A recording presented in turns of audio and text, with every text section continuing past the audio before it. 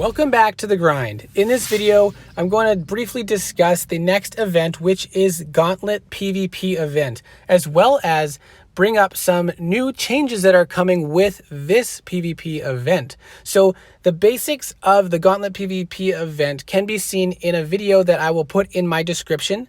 But very briefly, essentially, you have to attack all these different islands along the chain in order to progress to the next island as you work yourself around the outside islands to this larger middle island. The points get better and better as you go along, but the islands get more and more health points as you go along, with this last island being worth the most points. And then up in the top here, every 3 hours you will be faced with another opponent and you will be racing to destroy the opponent's island first to get extra points and steal points from the opponent. Now, the points that you get from the PvP island are dependent on the island chain that you have gotten the highest of. So if you are only at this island back here, the PvP points will be much less worth it. And if you get all the way around before you do a PvP island, the PvP points will be much greater. So that's something to keep in mind. It is better to work with your team to get as far as you can on the outside islands as quick as you can. Some of the major changes that are coming specific to Gauntlet event is that now these other islands along the outside will refresh every single hour. So that allows a lot more points to be available during this event, which is great because it was really difficult for teams to freely score points because they were limited in the total number of points available, with the islands refreshing only at a very delayed interval.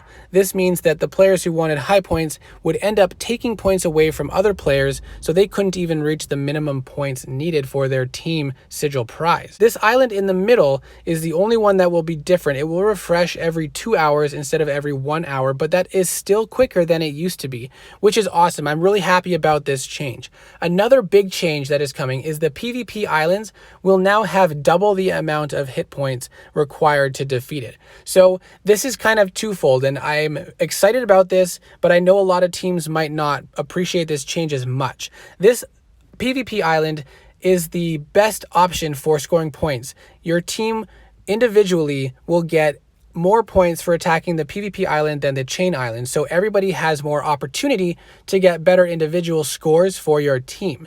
The problem is now that you are required to have more people online and available to do a mega attack in the first 30 seconds to 60 seconds in order to win that PvP island and allow yourself to climb the ranks. So this is going to be challenging for teams who had a handful of reliable players who were always available and therefore could win several PvP islands, but now they won't have enough players to defeat the PvP island with one run. Their players will have to do multiple runs, and by that point they may have been defeated. So I understand that some players might, or some teams might not really appreciate this change as much, but overall it is beneficial because it allows more players to have access to more points to progress up the ladder and get more prizes along the way. So you might just have to prioritize which islands you're going to go for a little bit more carefully now, but I do think that these are positive changes.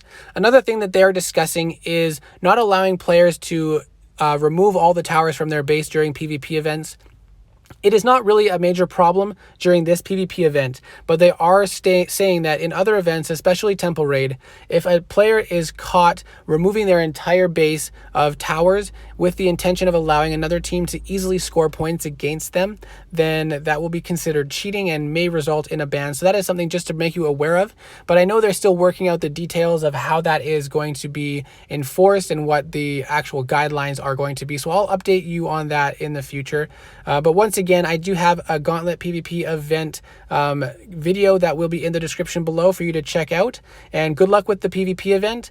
Let me know what you think about these changes, and I will see you in the next video.